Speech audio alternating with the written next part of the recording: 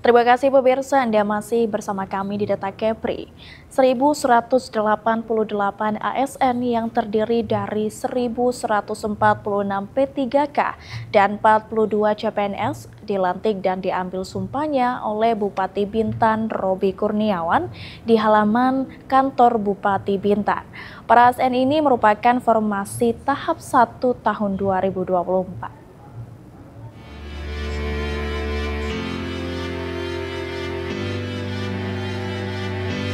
1.146 P3K tahap 1 formasi tahun 2024 dan 42 CPNS yang terdiri dari 37 CPNS umum dan 5 CPNS pola pembibitan STTD dilantik oleh Bupati Bintan Robby Kurniawan di halaman kantor Bupati Bintan, Bandar Sri Bintan, Bintan Buyu pada Jumat sore 13 Juni 2025. Sementara itu 53 P3K di Kecamatan Tambelan dijadwalkan akan dilantik pekan depan saat kunjungan Bupati Robby ke daerah tersebut. Bupati Robby mengucapkan selamat kepada seluruh ASN yang baru saja dilantik. Ia juga memberikan apresiasi atas pengabdian luar biasa yang telah diberikan para P3K selama ini. Ia juga menekankan bahwa P3K harus menunjukkan loyalitas, dedikasi, dan solidaritas dalam menjalankan tugas. Robby berharap pelantikan ini dapat menjadi energi baru dalam meningkatkan profesionalisme dan kinerja mereka di lingkungan pemerintahan. Jadi ya alhamdulillah hari ini setelah beberapa waktu kita menunggu, ya alhamdulillah kita melantik teman-teman P3K kurang lebih berjumlah 1.199 tahap 1. Ya sebenarnya ada 1.200, tapi satu ada yang SK-nya masih menunggu. Nah, karena ada perbedaan inilah pada saat ya pendaftaran ininya. Ada yang D4 atau S1 yang itu masih ini, tapi itu menyusul. Nah, kemudian untuk CPNS ya hari ini juga yang dari STTD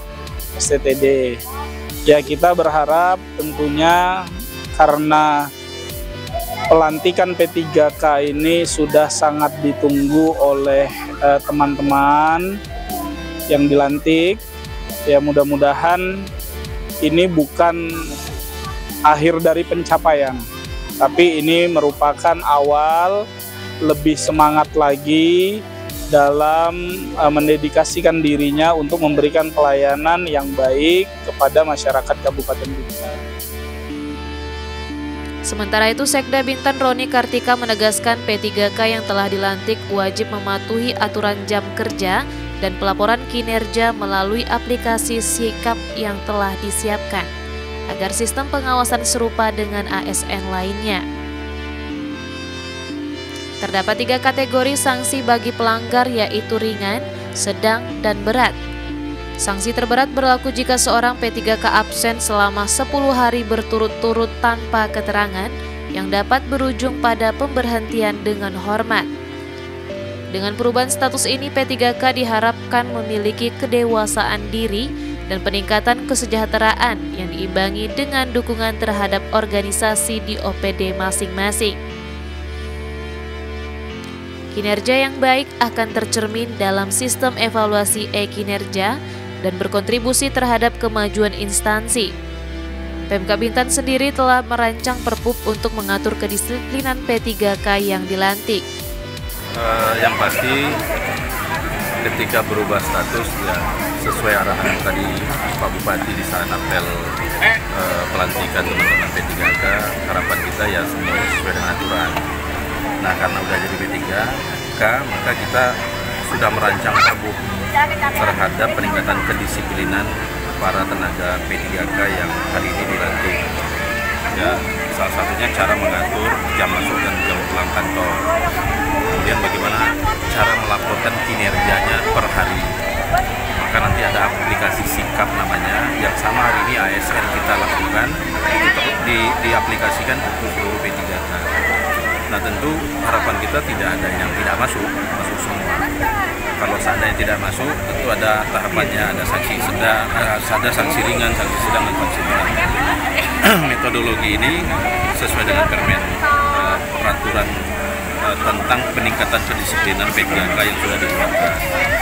Nah, sanksi terberat itu kita mesti sampaikan, sanksi terberat itu ketika teman-teman 10 hari tidak masuk secara berturut-turut, maka konsekuensinya yang bersangkutan akan diberhentikan dengan hormat. Selain itu, Roni Kartika juga mengingatkan P3K jika mengambil pinjaman haruslah terukur dan tidak mengganggu kinerja. Selain itu, Bendahara OPD juga dihimbau untuk melakukan kalkulasi yang cermat. Gaji P3K yang baru dilantik disesuaikan dengan golongan ijazah ketika mendaftar, dan tunjangan bagi P3K telah dipetakan sesuai dengan penerimaan daerah dan akan diterima berdasarkan evaluasi kinerja. Adapun tunjangan bagi P3K di Bintan telah ditetapkan seragam, yakni sebesar Rp700.000 yang mulai diterima pada bulan Juli mendatang. Dewi Artatik melaporkan dari Bintan.